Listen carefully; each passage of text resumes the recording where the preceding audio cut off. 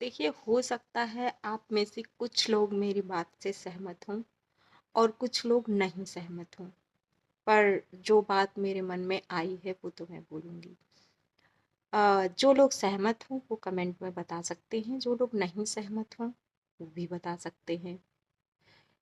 मेरा मानना ये है कि जब एक लड़की की शादी होती है तो जिस प्रकार से एक लड़के को सिर्फ लड़की चाहिए होती है, उसके माँ बाप नहीं, उसी तरह से एक लड़की को भी सिर्फ एक जीवन साथी चाहिए होता है, पूरा खानदान नहीं। लेकिन उसके जीवन में इतने लोग आ जाते हैं और सबकी रिस्पेक्ट करने का उस पे जिम्मेदारी थोप दिया जाता है कि तुम इसको उल्टा जवाब नहीं दोगी, तुम इसके साथ ये नहीं करोगी, तुम्हारा फर्ज है, तुम घर की बहू हो, तुम्हें सबका रिस्पेक्ट करना पड़ेगा, दिस दैट वॉट एवर। हम करते भी हैं, कुछ हद तक करते हैं, निभाते हैं चीजों को। लेकिन वही खानदान वाले कभी खुश नहीं होते, वही हमारे रिश्ते के बीच में आके चीजों को खराब करते हैं।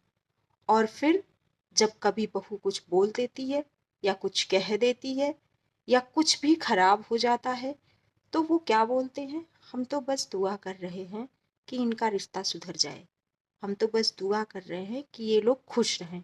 जबकि पीठ पीछे मजा वही लेते हैं, मजाक वही उड़ाते हैं, रिश्तों में बहुत सारी गलत फहमियां वही पैदा करते हैं। और सास ससुर क्या करते हैं, अगर घर में एक बेटा है तो उसके सर पे इतनी जिम्मेदारी लाद देंगे, अगर बेटा जिम्मेदारी लेने वाला है तो इतनी लाद देंगे कि वो बेचारा बीवी को देख ही ना पाए। और अगर दो हैं तो पूरी जिंदगी आज के माँ बाप इस चीज में निकाल देते हैं कि तुम बड़े हो, तुम छोटे हो, उसकी बीबी ऐसी, उसका बच्चा ऐसा, उसका ये ऐसा, उसकी वो वैसी, और तुम छोटे हो, तुम्हारे ऊपर ध्यान नहीं देते। मतलब एक दूसरे में डिफरेंसेस पैदा करने में निकल जाता है। और होता क्या है, जब माँ बाप चले जाते हैं उन बच्चों की जिंदगी से तो वो दोनों भाई आपस में ही एक दूसरे के दुश्मन बन जाते हैं। यही हो रहा है आजकल के समाज में। हम क्या करते हैं, हम आजकल के बुजुर्गों के पास अपने बच्चे को छोड़ने से डरने लगे हैं कि वो क्या ज्ञान देंगे बच्चों को। यही कि वो बड़ा ऐसा निकल गया, छोटा वैसा, तुम भी ऐसे करना, क्योंकि आज की दुनिया ही आजकल के बच्चों को बुजुर्गों के पास छोड़ने लायक ही नहीं है, क्योंकि वो अच्छे संस्कार दे ही नहीं रहे हैं लोगों को। मैं हर बुजुर्ग की बात नहीं कर सकती, लेकिन हाँ कुछ तो ऐसे जरूर हैं। आप देखो, बुजुर्ग रेप कर रहा है, बुजुर्ग सब कुछ कर रहा है, तो हम कैसे ट्रस्ट कर सकते हैं ऐसे बुजुर्ग पे।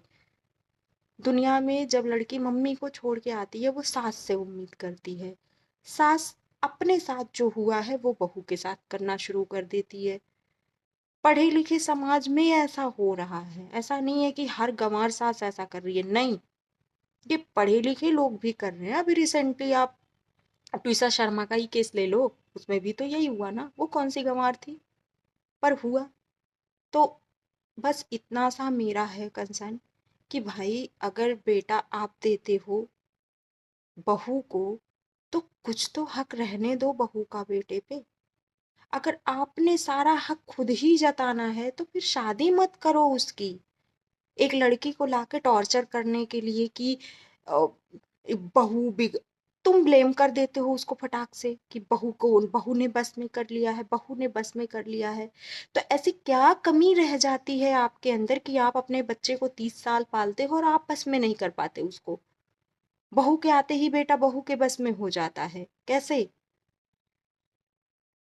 ऐसा थोड़ी होता है कि आप 30 साल तक उसके साथ हो, वो आपका नहीं हो पाया और 2 दिन में बहू का हो गया, नहीं ऐसा कुछ भी नहीं होता है।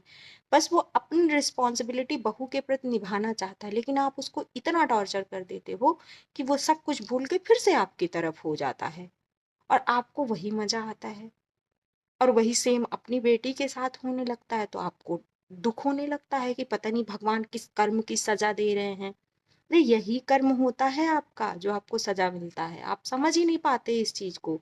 और कोई दूसरा जन्म लेके आप उसको थोड़ी भुगतोगे, भुगतना तो आपने इसी जन्म में है। तो अपने कर्म ठीक रखिए। अगर आप किसी लड़की को अपने घर ला रहे हैं और उसके साथ कुछ भी गलत कर रहे हैं तो आप अपनी बारी का इंतजार यहीं करिएगा और यहीं होगा उसका भुगतान।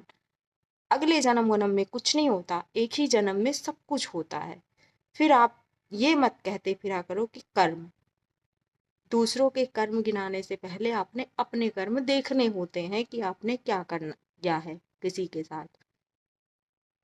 तो मेरा बस इतना है कि आप अपना हक अपने बेटे पे जताइए, लेकिन जो बहू का हक है उसको जादू टोना जंतर मंतर और वश में कर लिया उसका नाम मत दीजिए। राधे राधे।